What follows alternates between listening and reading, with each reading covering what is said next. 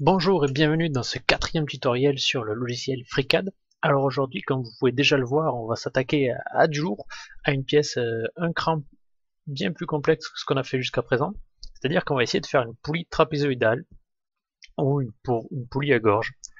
Alors pas d'inquiétude cependant, vous allez voir qu'on peut faire ça en fait au final en vraiment très peu d'opérations en utilisant à bon escient la révolution circulaire et les plans de symétrie qu'il existe dans une poulie.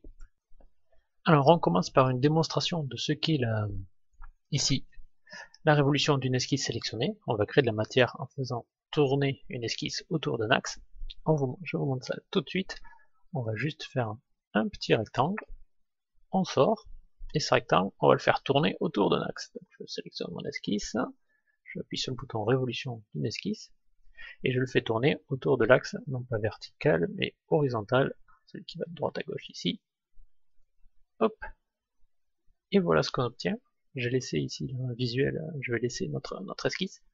En fait, on a pris l'esquisse, ce rectangle, et on l'a fait tourner autour de l'axe X qui passe là. Alors on va utiliser donc ce principe-là pour faire un profil bien plus complexe, pour faire le profil de la poulie en fait.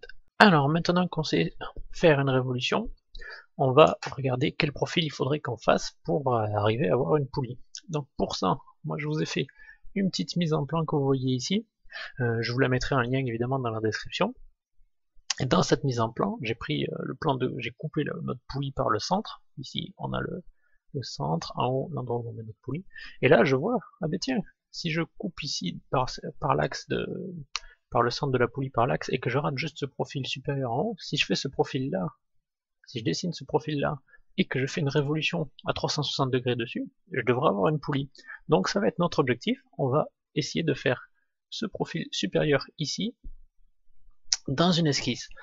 Alors, on va même faire mieux en fait, c'est parce qu'on remarque que non seulement il y a un axe de symétrie pour faire notre révolution, donc ça c'est très bien, mais il y a aussi un plan de symétrie qui est ce plan-là, on va dire selon Y, et donc au lieu de faire tout le profil en entier, on va faire que la partie de droite par exemple, et ensuite on fera une symétrie par rapport à ce plan ici pour avoir la partie de gauche, et ensuite on fera une révolution pour avoir notre poulie entière. Donc c'est très important ça dans la conception de pièces, euh, toujours regarder les axes de symétrie et où est-ce qu'il y a symétrie, parce que ça peut potentiellement vous faire gagner vraiment beaucoup de temps, et s'il y a des modifications à faire, en fait, tout va se modifier bien plus vite si on a bien regardé préalablement nos axes de symétrie et nos centres de symétrie. Donc on essaie de faire ce profil-là. Donc je reviens dans une esquisse, et pour faire ce profil-là, je vais utiliser un nouvel outil qui s'appelle créer une polyligne. Alors la polyligne, c'est pas facile à dire déjà, c'est la première chose qu'on peut dire, et la seconde, c'est que c'est un outil qui nous permet, à chaque fois que je clique, qui va créer une coïncidence entre toutes les lignes que je crée automatiquement. Et là, si je voilà, je fais un clic droit et ça s'arrête. Et donc en fait, ça va être bien plus rapide que de faire à chaque fois une ligne, je reprends, coïncidence, une autre ligne, c'est assez long, c'est assez fastidieux. La polyligne est là pour ça. Tant connu, hop, la polyligne, si vous appuyez sur la touche M, là j'appuie sur M, ça nous met, vous voyez, une contrainte de perpendicularité entre les deux lignes. Alors j'appuie sur M une fois, perpendicularité, deuxième fois perpendicularité dans l'autre sens. Je continue à appuyer sur M, au lieu d'avoir la perpendicularité, on a un arc qui se crée, je rappuie sur M, on a l'autre demi-arc qui se crée, on appuie sur M, on repasse au premier arc, et je reviens à la fonction. Si je rappuie une dernière fois sur M, je reviens à la fonction de base. Bon. Nous, pour l'instant, on va se servir juste de la fonction de base des polylignes. Alors, c'est parti. D'ailleurs, je vais me mettre comme ça pour avoir mon profil à droite. Ça sera plus pratique. Je vous encourage à faire la même chose, hein, à moins que vous ayez tout retenu par cœur. Et d'ailleurs, si jamais vous voulez vous arrêter là, vous cliquez et le faire par vous-même, vous cliquez d'ores et déjà sur le lien que j'ai mis dans la description, un lien dur. Vous allez voir ce plan ici, et vous pouvez commencer par faire le plan par vous-même, et essayer même de faire la poulie par vous-même si vous le voulez. Il y a toutes les codes nécessaires à la construction de la poulie. Je vous ai tout mis, normalement il n'y a pas de souci. Et comme ça, si jamais vous avez un souci, vous revenez sur la vidéo. Si jamais vous voulez comparer votre méthode et ma méthode, vous regardez la vidéo après. Et si jamais vous avez des suggestions ou autres, n'hésitez pas à les laisser dans les commentaires aussi. Alors, on va commencer par créer ce profil. Donc, je dis que mon axe X, ça va être mon axe de révolution. Donc, je vais commencer ici, hop, pile sur l'axe Y, parce que je sais que plus tard je veux faire aussi une symétrie par rapport à l'axe Y, donc il faut bien que je me colle à l'axe Y. Et je commence à faire tout d'abord, sans me soucier aucunement des cotes, juste un profil général avec des contraintes automatiques de horizontales et verticales automatiques. Voilà, juste pour pas m'embêter. Hop, et là, dès qu'il y a des choses, des obliques à faire, je les fais sans se soucier des angles pour l'instant. Je cherche juste à avoir mes contraintes horizontales et verticales. Hop, la gorge de la poulie. Vous voyez, là je suis très loin de l'axe de symétrie, mais c'est pas grave, je reviens. Et je viens finir ici. Hop là, je viens finir notre profil ici. Alors ça ressemble à ça. Je sais que pour l'instant pas trop, mais une fois qu'on aura mis toutes les cotes, ça devrait passer. C'est d'ailleurs ici j'ai l'impression que j'ai pas de... qu'il me manque une contrainte de verticalité, ça n'a pas l'air très vertical. Voilà. Et maintenant je vais coter tout ça. Alors, tant qu'on y est dans les raccourcis, si vous voulez mettre des raccourcis des cotes horizontales, soit vous allez sur le bouton ici pour mettre une contrainte horizontale ou verticale, mais vous avez aussi les raccourcis Maj H comme horizontal et Maj V comme vertical. Donc je vais utiliser ça moi, donc ici Maj H, et j'ai la cote qui apparaît automatiquement, ça sera bien plus rapide. Alors,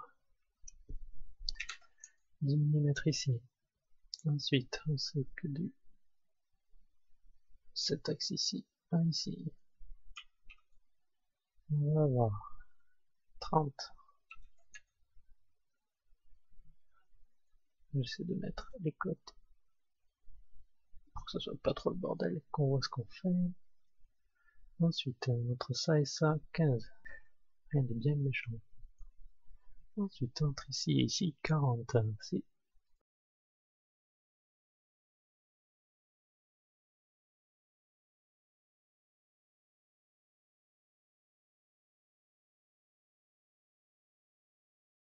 Entre guillemets, il faut juste penser que comme on va faire une révolution, on travaille au rayon et non pas au diamètre. Donc là, ces 100 mm là, ça va être du 200 au diamètre une fois qu'on aura fait tout le tour par rapport à notre axe X. Donc il faut bien penser à côté. C'est pour ça que normalement, je vous ai fait le travail là dans le plan de cotation. Je vous ai tout mis au rayon pour pas qu'on se trompe tout simplement, et que je me trompe aussi en refaisant d'ailleurs.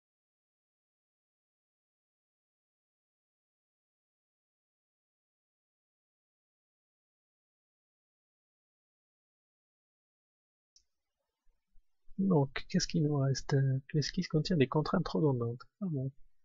Ah, j'ai mis une contrainte horizontale, un trou qui existait déjà. Hop, je l'enlève.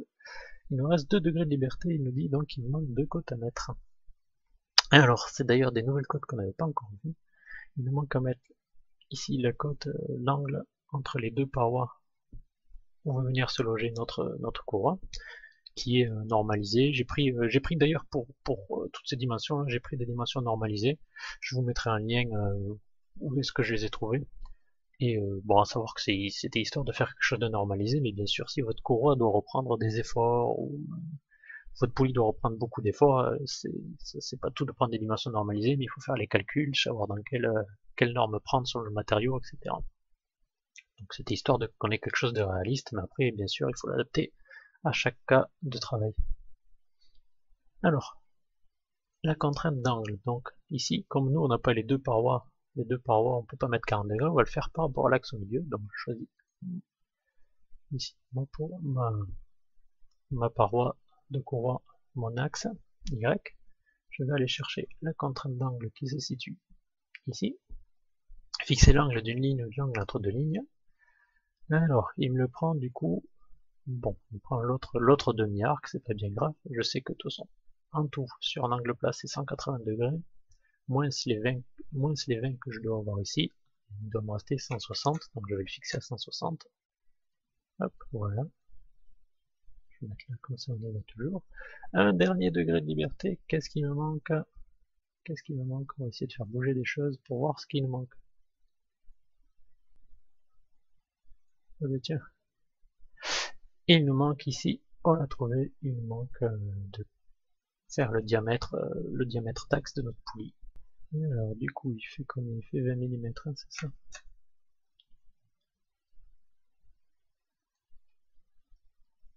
Donc, notre esquisse est entièrement contrainte. Ouf, c'était fastidieux, mais on a réussi. Et d'ailleurs, je pense qu'on va s'arrêter là pour la première partie. On a réussi à faire notre esquisse, c'était honnêtement la plus grosse partie du travail sur cette poulie. Je vous dis à tout de suite pour la deuxième partie.